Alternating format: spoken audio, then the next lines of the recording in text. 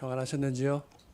네, 오늘 이 마리아 외 헌신 예배로 하나님께 드리게 되어서 감사합니다. 주님의 평강과 은혜가 우리 가운데 충만하기를 기도합니다. 제가 철학자의 말을 잘 기억하려고 노력하지는 않지만은 이 말은 알고 있습니다. 뭐냐면은 나는 생각한다, 고로 나는 존재한다. 여러분도 아시죠? 예, 이 말 데카르트라는 철학자가 한 유명한 말입니다. 그가 어쩌다가 이 말을 하게 되었을까요? 그가 진리를 찾고자 했지요. 그래서 그가 채택했던 방법은 기존에 있는 모든 지식을 의심하기로 한 것이죠. 그래서 의심되는 모든 것을 하나씩 지워 나가면 맨 마지막에 의심할래야 할 수 없는 확실한 것, 그 진리를 찾고자 했던 것입니다. 그렇게 의심되는 것을 하나하나 지워 나가다 보니까 마지막 남은 것이 바로 그가 한 그 말이죠. 지금 의심하고 있는 나, 생각하고 있는 주체인 나는 도저히 의심할 수가 없었다 하는 것입니다. 하나님께서 우리에게 생각할 수 있는 능력을 주셨지요. 하나님께서 아담을 지으시면서 무조건 순종하는 로봇으로 창조하지 않으셨습니다. 아담이 생각을 사용하고 깊이 생각하면서 마음을 다해서 하나님의 말씀을 기억하고 따를 수 있도록 그런 인격적인 존재로 자유의지를 주셨습니다. 아담은 들은 하나님의 말씀을 깊이 생각하고 또 마음을 다해서 순종할 수 있는 인격적인 존재였습니다. 하나님께서 깊은 생각을 통해 나오는 이런 인격적인 순종을 하나님께서 기뻐하십니다. 이 히브리서가요, 우리가 유대인들을 향한 서신이죠. 유대인들이 당시에 환난과 핍박을 당하고 있었습니다. 그때 그들에게는 믿음을 포기하라고 하는 그런 커다란 유혹이 있었습니다. 그것이 뭐냐면 그리스도를 더 이상 생각하지 않고 그래서 이전 유대교로 돌아가기만 한다면 좋겠다 하는 유혹이죠. 그렇게 한다면 핍박이 없는 이전의 평온한 상태로 그런 삶으로 돌아갈 수 있다는 것입니다. 귀가 솔깃했을 것 같습니다. 지금도 이것은 마찬가지지요. 비록 물리적인 박해는 없지만은 은밀하게 작용하는 세상의 생각이 우리를 사로잡으려고 합니다. 예수님 믿으면 밥이 나오나 떡이 나오나 돈이 되나, 이 말은 신앙을 잘 모르셨던 그때 당시에 어머니께서 제게 한 말씀입니다. 예수 믿는 것 때문에 한때는 이것도 저것도 마음대로 못하고 괜시리 어려움만 당하는 것 같았습니다. 주님을 따르면 따를수록 고난도 겸하여 받는 것을 우리가 경험합니다. 우리가 계속해서 믿음의 노를 열심히 젓지 않으면 우리의 믿음의 엔진을 꺼두게 되면은 거대한 물살에 떠밀려서 떠내려갈 수가 있습니다. 오늘 본문은 이런 우리를 향한 하나님의 말씀이죠. 세상의 생각이 범람하는 이곳에서 우리가 어떻게 해야 합니까? 이럴 때일수록 우리가 예수님을 깊이 생각해야 합니다. 성경은 이 뜻을 가리키고자 1절 말씀에서 먼저 우리가 누구인지를 상기시키고 있습니다. 뭐라고 하고 있습니까? 우리를 향하여 함께 하늘의 부르심을 받은 거룩한 형제 자매들아, 그렇게 부르고 있습니다. 우리가 혼자가 아니라 함께 영광이신 하나님의 부르심을 받은 거룩한 사람입니다. 우리는 하나님의 보배로운 소유입니다. 예수님은 이 일을 이루시기 위해서 믿는 도리의 사도이시며 대제사장으로서 신실하게 일하셨습니다. 우리가 성령 안에서 예수님께서 이루신 이 일을 깊이 생각하기만 한다면 결코 떠내려가지 않을 것입니다. 이제 하나님 말씀 하나씩 살펴보면 좋겠습니다. 여러분, 사도라는 말은 보내심을 받은 사람이라는 뜻이죠. 하나님께서 우리를 위해서 보내신 분이 바로 예수님이라는 그런 말씀입니다. 대제사장은 누구입니까? 대제사장은 이스라엘 백성들을 대신해서 대표해서 하나님께 제물을 드리는 예배를 인도하는 사람이었죠. 대제사장이란 말은 한마디로 우리를 위하신 예수님을 가리키는 말이라 할 수 있습니다. 이 두 가지 말을 종합해 본다면은 예수님은 하나님의 보내심을 받아서 우리를 위하여 일하신 것입니다. 예수님께서 사도로 그리고 대제사장으로 어떻게 일하셨는가 하는 것이 오늘 본문 바로 앞에 있는 2장 9절에서 18절 말씀에 나와 있습니다. 예수님께서 무슨 일을 어떻게 하셨습니까? 여러분 9절 말씀을 한번 보십시오. 여기 이 말씀을 가만 보니까 예수님께서 어떻게 하셨냐면 잠시 동안 천사들보다 못하게 하심을 입었습니다. 우리와 같은 사람이 되셔서 죽음의 고난을 받으셨습니다. 이렇게 하신 이유는 모든 사람을 위하여 죽음을 맛보기 위함이다. 그렇게 기록되어 있습니다. 이로써 예수님은 하나님의 은혜를 이루셨습니다. 하나님께서 이 은혜를 계획하시고 이 은혜를 이루시기 위해서 예수 그리스도를 우리에게 보내주신 것이죠. 그리하여 예수님께서 이 모든 일을 이루심으로 오늘 9절 말씀에 있는 것처럼 영광과 존귀의 관을 쓰셨습니다. 그리고 다음 말씀 10절 말씀을 한번 보십시오. 만물을 창조하신 하나님께서 계획하신 그 영광 뭐죠? 많은 아들을 이끌어 영광에 들어가게 하시는 이 하나님의 은혜를 어떻게 이루셨는가 하는 말씀을 우리가 읽을 수 있습니다. 구원의 창시자가 그 구원의 창시자이신 예수님께서 고난을 통하여 그것을 온전하게 이루셨다 말씀하고 있습니다.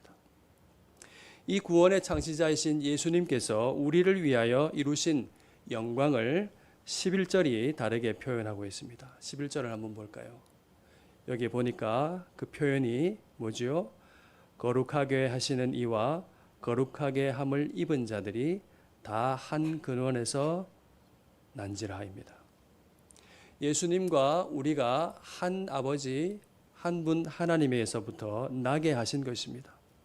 예수님이나 우리나 아버지가 같아진 것입니다. 그러므로 예수님은 우리를 형제라 부르시기를 자매라 부르시기를 부끄러워하지 않으셨습니다.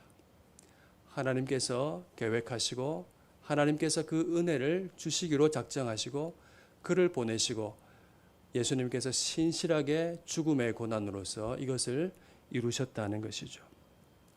12절 13절 말씀을 보시면은 예수님께서 이 모든 일을 이루시고 난 다음에 하신 말씀을 이 구약 성경을 통해서 인용하면서 표현하는 것입니다.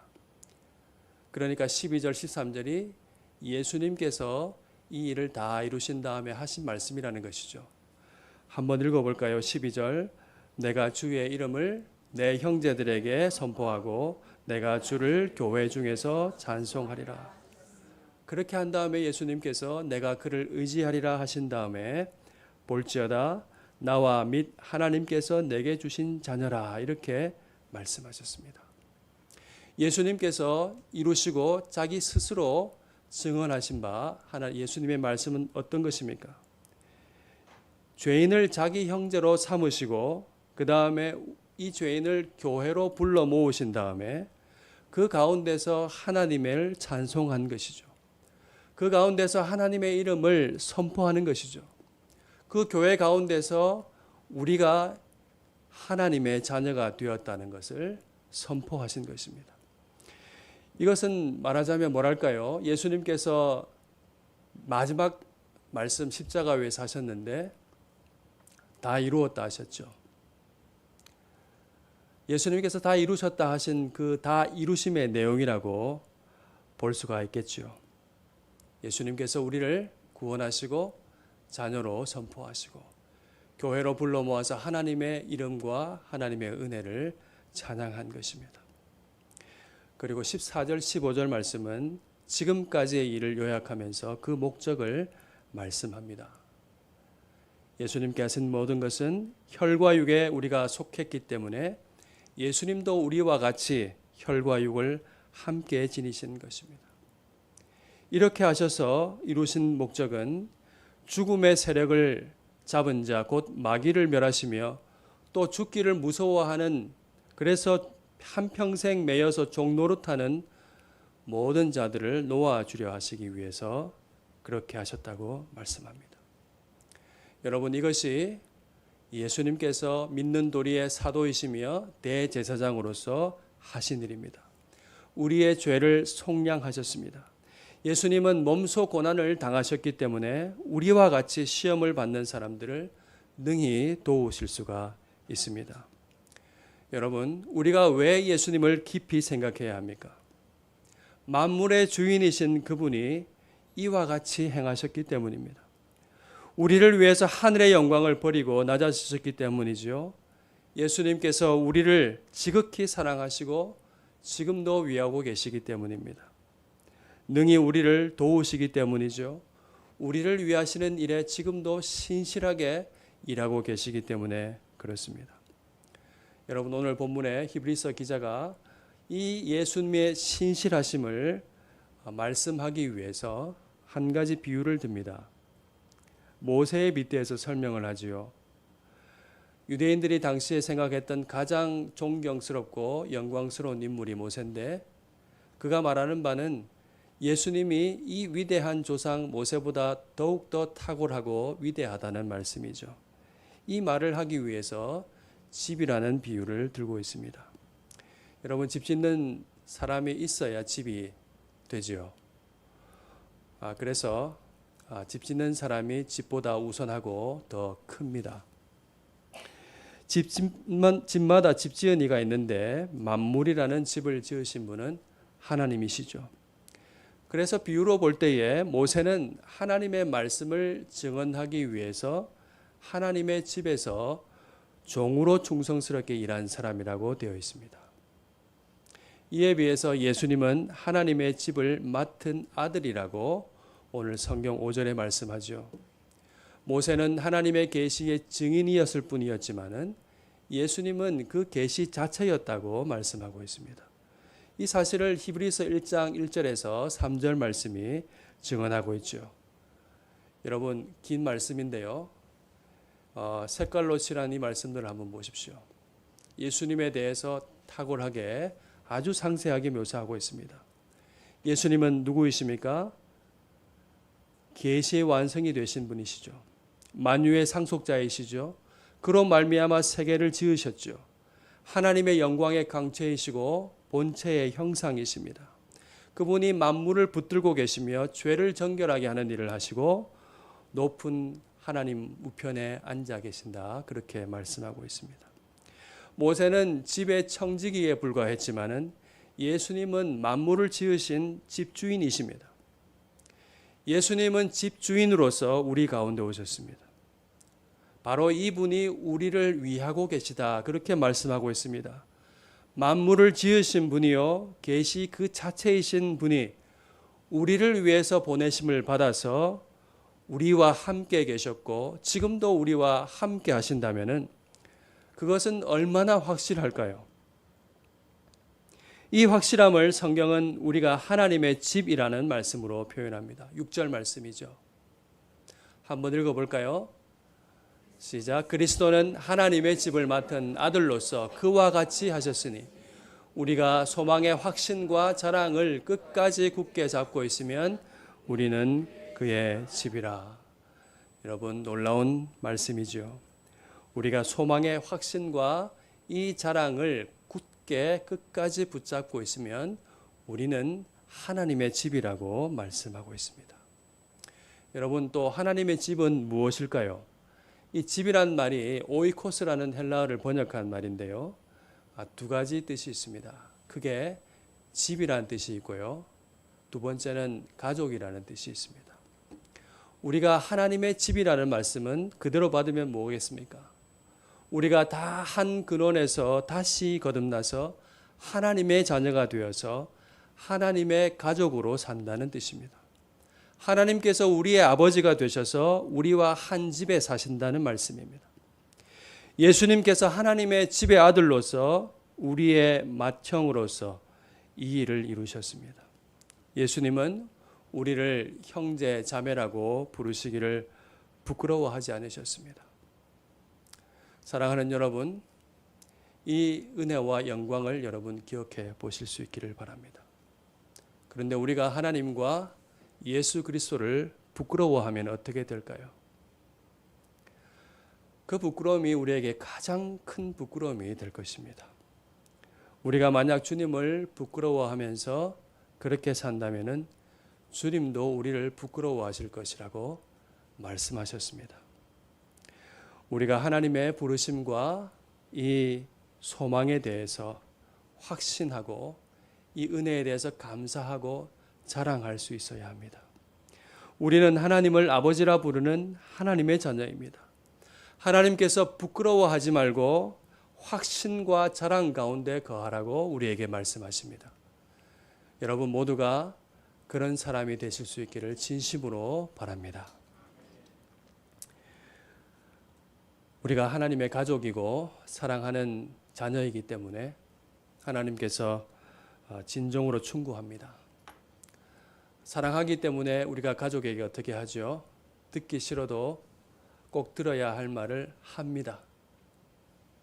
사랑하기 때문에 자녀를 사랑하는 부모는 자식이 바른 길로 가라고 훈계하죠. 우리가 하나님의 가족이기 때문에 하나님의 자식이기 때문에 하나님께서 우리에게 진심으로 충고하십니다. 성령께서 말씀하십니다. 그것이 8절부터 11절 말씀입니다. 여기에 광야에서 있었던 이스라엘의 수치스러운 역사가 기록되어 있습니다. 광야에서 이스라엘 백성들이 하나님을 거역하고 배반했습니다. 끊임없이 하나님을 원망하고 불평했습니다. 먹고 마실 것 때문에 그것에 집착해서 하나님을 시험했습니다. 성경은 이 모든 행위를 요약해서 한 마디말로 표현합니다. 그것이 뭐냐면은 마음이 완고하다는 말입니다. 8절이죠. 광야에서 시험하던 날에 거역하던 것 같이 너의 마음을 완고하게 하지 말라. 그렇게 하십니다. 여러분, 완고한 마음이란 것이 무엇일까요? 글자 그대로 하면은 굳어진 마음을 뜻하는 것입니다. 완고한 마음은 광야에서 있었던 일을 생각해 보면은 잘 알 수가 있습니다. 완고한 마음은 하나님이 계신지 안 계신지 눈에 보이는 것, 내가 좋게 여기는 것으로 판단하고 시험하는 마음입니다. 그래서 그들이 물이 없고 고기가 없다고 어떻게 했습니까? 심지어 애굽으로 돌아가자고 했습니다. 어디 매장할 곳이 없어서 우리를 광야로 하나님이 불러내어서 다 죽게 하느냐, 그렇게 그 이후로 우리를 인도해 내었느냐 하면서 원망했습니다. 완고한 마음이라는 것은 떡이 없으면 하나님도 없는 것이 되고 마는 마음입니다. 여러분, 예수님께서 이 이스라엘 자손들처럼 광야에서 시험을 받으셨습니다. 마귀가 40일 동안 금식하셨던 배고프신 예수님을 향해서 다가와 말했죠. 돌을 떡으로 만들어 먹으라고 했습니다. 믿음을 떡으로 바꿔 먹으라고 시험한 것이죠. 그때 주님께서 뭐라고 말씀하셨습니까? 사람이 떡으로만 살 것이 아니요 오직 하나님의 입으로부터 나오는 말씀으로 살 것이니라 말씀하셨습니다. 예수님은 믿음의 마음으로 시험을 이기셨습니다. 여러분, 완고한 마음이 왜 무섭습니까? 자기 생각, 자기 뜻 때문에, 욕심 때문에 참된 양식이 보이지 않게 되기 때문입니다. 영생의 양식인 하나님의 말씀을 거부하기 때문입니다. 이스라엘 백성들은 마음이 미혹되어서 하나님의 길을 알지 못했습니다. 그래서 출애굽 1세대들은 그 약속의 땅을 밟아보지 못하고 광야에서 죽고 말았습니다. 형제자매 여러분, 우리 가운데 완고한 마음으로 미혹되어서 고통의 길로 가는 사람이 없어야 합니다.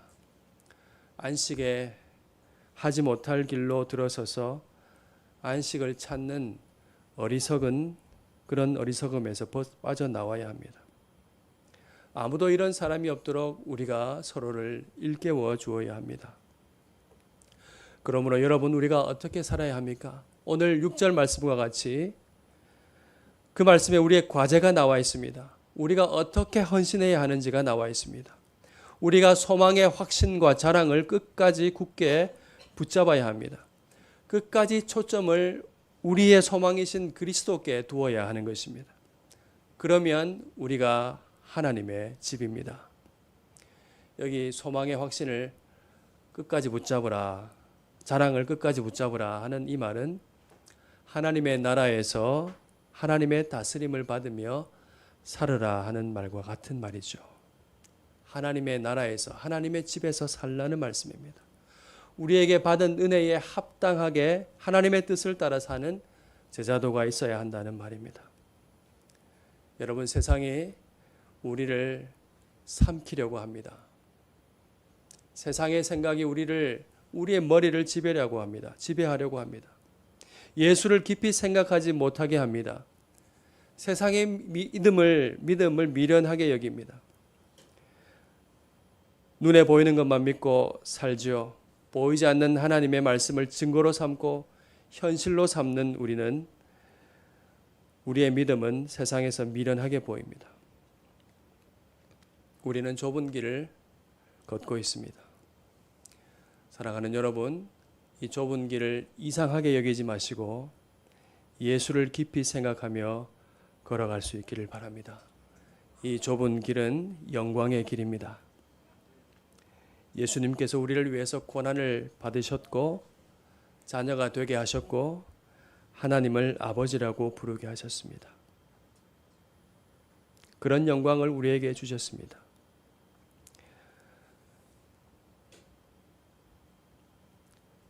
그 예수님이 우리와 함께 길을 가시기 때문에 우리의 이 좁은 길은 영광의 길이 됩니다. 우리에게 있는 어려움들을 이상한 것으로 여기지 마시고 우리에게 주신 영광과 이 믿음을 확신하고 하나님 아버지를 바라보시며 주님과 함께 걸어갈 수 있기를 바랍니다. 여러분, 예수님을 생각하지 못하게 막는 여러분의 생각은 무엇입니까? 열매 없는 허탄한 일에 몰두하게 만드는 어리석은 생각은 무엇입니까? 그 모든 것을 던져버리시길 바랍니다. 우리를 살아나게 하시는 생각을 하십시오. 육신의 생각은 사망이요 영의 생각은 생명과 평안이니라.